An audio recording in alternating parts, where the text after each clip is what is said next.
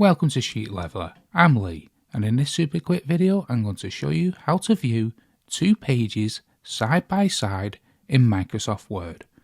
If you have two pages like this and you find it hard to see the second one as you need to scroll to it and you want to see them both on the same page, well, it's easy to do. Even making the page smaller like this won't put them side by side. We need to go to the top here, then under View you'll see multiple pages here in the zoom section. So we can press multiple pages and it can keep pressing that until you see all the pages that you want, and in this case we want it side by side like that.